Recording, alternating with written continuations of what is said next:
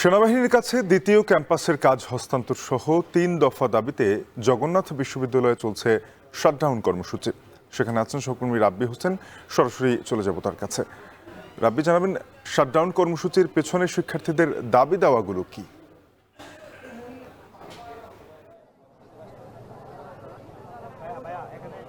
শাফিন, জগন্নাথ বিশ্ববিদ্যালয়ের শিক্ষার্থীদের আজকে ৩ দফা দাবি।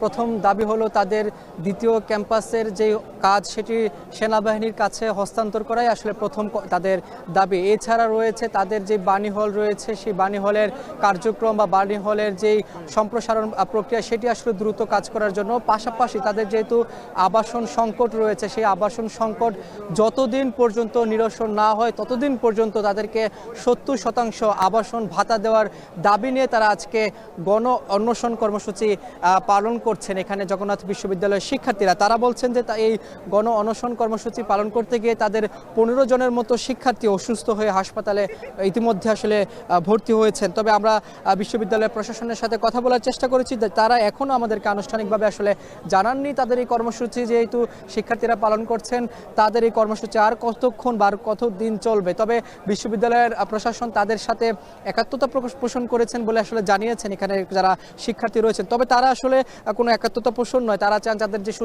দাবি রয়েছে সেটি যাতে দ্রুত বাস্তবায়ন করা হয়। অর্থাৎ তাদের যেই দ্বিতীয় ক্যাম্পাস কেরানীগঞ্জে যেটি নির্মাণ করা হবে সেই ক্যাম্পাসের যে কাজ যাতে সেনাবাহিনীর হাত ধরিয়ে আসলে করা হয়, যাতে কোনো অনিয়ম না হয় সেই দাবি নিয়েই তারা কিন্তু এর আগে আমরা দেখেছি যে গত 11ই নভেম্বর সচিবালয়ে ঘেরাও কর্মসূচি দিয়েছিলেন শিক্ষার্থীরা, জগন্নাথ বিশ্ববিদ্যালয়ের শিক্ষার্থীরা। সে সময় আমরা দেখেছি যে অন্তর্বর্তী সরকারের উপদেষ্টা নাহিদ ইসলামের আশ্বাসে তারা আসলে ক্যাম্পাসে ফিরলেও এখন পর্যন্ত দৃশ্যমান কোনো কাজ কিন্তু হয়নি। আমরা দেখেছি গেল এই 2.5 মাস বা 3 মাসের মধ্যে, যার কারণে তারা এখানে রবিবার থেকে এখানে এই বিশ্ববিদ্যালয়ের শহীদ মিনার যে প্রাঙ্গণ রয়েছে সেখানে তারা গণ অনশন কর্মসূচি পালন করছেন। তারা আজকে সেটি আসলে শাটডাউন কর্মসূচিতে রূপ নিয়েছে, অর্থাৎ সকলেই আসলে ক্লাস পরীক্ষা বর্জন করে এখানে তাদের সঙ্গে অংশ নিয়েছেন। বিশ্ববিদ্যালয়ের প্রক্টরের সঙ্গে আমরা কথা বলার চেষ্টা করেছি, তিনি আসলে আমাদেরকে যতটুকু বলেছেন তাদের সঙ্গে তাদের দাবির সঙ্গে বিশ্ববিদ্যালয়ের প্রশাসনও একমত, যদিও এখানে আমলাতান্ত্রিক একটা জটিলতার কারণে এটি বারবার পিছিয়েছে বলে দাবি করছেন যারা শিক্ষার্থী রয়েছে।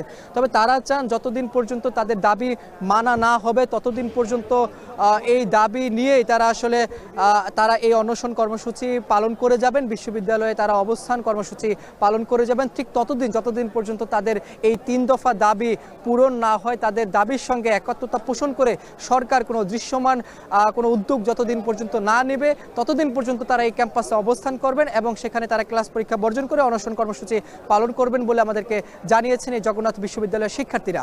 এই ছিল আমার কাছে সবশেষ খবর।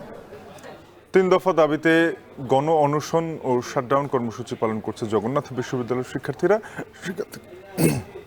দুঃখিত, সেখান থেকে বিস্তারিত জানাচ্ছিলেন সহকর্মী রাব্বি হোসেন।